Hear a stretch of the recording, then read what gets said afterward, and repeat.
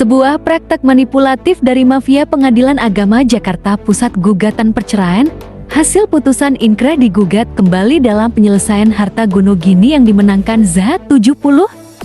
Istri dan D mantan suami 2 kali putusan Pengadilan Agama Jakarta Pusat.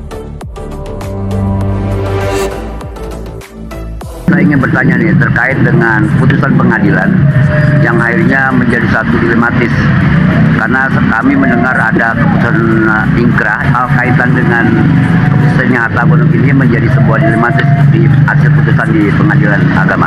Bagaimana menurut Anda? Iya, jadi gini, seharusnya kan pengadilan ini tidak boleh digugat ya hasil putusan atau yang sudah inkrah, karena gugatan harta Gono Gini yang dilontarkan oleh saudara DE kepada JA gugat itu sudah 3 kali diputuskan. Pertama di pengadilan agama, dari semua harta Gono Gini yang diterima hanya 4, selebihnya ditolak. Kemudian di tingkat pengadilan negeri juga ditolak, di tingkat mahkamah MA juga ditolak. Nah, otomatis sudah inkrah dan harus dilelang. Nah, proses lelang belum terjadi, kemudian dia bikin lagi gugatan, nomor gugatan 808. Nah, waktu sidang ternyata hakimnya mengatakan ini tidak bisa digugat karena sudah gugatan yang sama, nomor yang sama, isinya sama. Maka pengadilan minta supaya itu dicabut karena sudah batalkan karena yang sama. Maka gugatan itu ditolak. Kemudian tahun sekitar 2025, kalau salah bulan Januari, ada gugatan kembali lagi, yang ketiga. Nah, yang ketiga ini diterima oleh pengadilan karena ada beda yang digugat. Yang dimaksudkan malah justru harta anaknya dan harta mantunya, bukan harta mereka. Mereka anggap ini termasuk harta mereka, padahal bukan. Nah, itu saya tanya sama Panitra, kenapa diterima? Ini kan harta mantu. Panitra cuma menjawab, oh nanti aja Pak di pengadilan. Karena itu kalau dia memang itu bukan harta dia, memang harta dia, nah maka nanti buktikan dengan surat-surat. Terutama contoh misalnya ada mobil digugat untuk menantunya. Nah, saya bilang kalau begitu susah juga nanti. Kalau sempat semua orang begitu, nah ketika saya cerai sama saya, atau orang saya tunjuk itu harta saya, saya bilang, atau harta saudaranya itu harta saya. Padahal seharusnya penggugat itu harus menunjukkan surat-surat bahwa ini harta kami, bukan harta menantu. Cuman harta menantu dipinjam atau apa alasan. Nah, itu tidak. Nah, ini Panitra kami tanya seperti itu, jawabannya selalu itu. Yang menyedihkan sekali ada ketiga, saya tanya Panitra, kenapa masih ada gugatan pas sudah inkrah? Mereka katakan bahwa kami tidak boleh menolak gugatan. Nah, pada saat itu ada wakil PA, wakil ketua pengadilan PA dan hakim. Malah hakim mengatakan nggak apa-apa, boleh gugat walaupun sudah inkrah. Kami nggak boleh menolak. Saya bilang nggak bisa Bu, itu sudah inkrah. Oh nggak apa-apa, tetap boleh digugat. Nah, itu yang jadi pertanyaan. Nah, akibatnya kami ingin melaporkan kasus ini ke KY, ke pengadilan, ke KPK. Kenapa ke KY? Karena ini menyangkut hakim. Nah, kemudian juga kami rencana besok akan menggugat mereka ke pengadilan negeri. Jadi pengadilan agama dan Panitra kami gugat ke pengadilan negeri karena menyidangkan perkara yang sudah inkrah.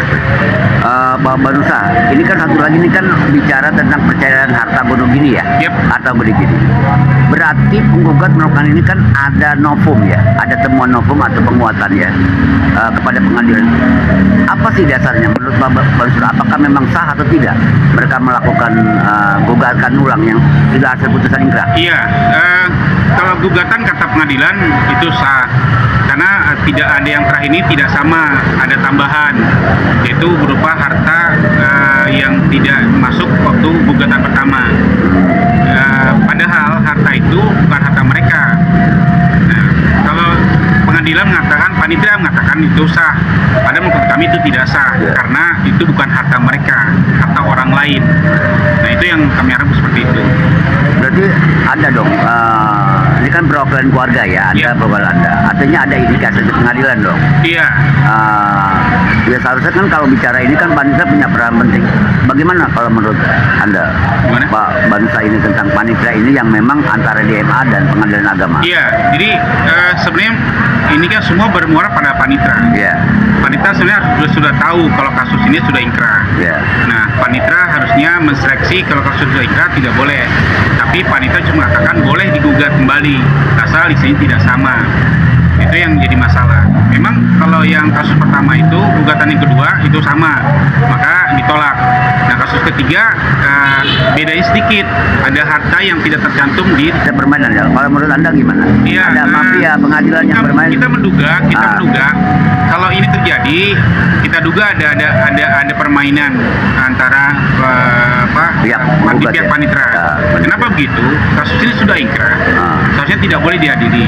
Nah, dengan jawaban boleh digugat kembali, ini kami berpikir ada apa dengan panitra. Gitu ya. Terakhir, apa harapan Anda tentang perlawanan ini yang harus dilawan terkait dengan keputusan nanti? Karena ini kan saya dengar sudah dua kali mundur dari pengadilan ya. Iya, saya pikir mungkin hakimnya harus berpikir ulang. Kita sebenarnya dari keluarga butuh keadilan, karena yang digugat itu kan sudah umur 70 tahun. Sudah tidak bisa lagi berjalan seperti biasa. Jadi kami keluarga butuh keadilan. Makanya juga kami menggugat ke pengadilan itu, kami ingin butuh keadilan supaya mereka pengadilan agama dan panitra memahami mereka punya kesalahan. Ini kan sudah merugikan kami, waktu, tenaga, mungkin materi juga pasti merugikan. Kita harus bayar pengacara. Gitu. Oke, ada pesan buat pengadilan terakhir. Ya, kami berharap pengadilan bekerjalah sesuai tupoksinya gitu. Jadi buatlah adil dan jujur. Oke, makasih ya. Oke.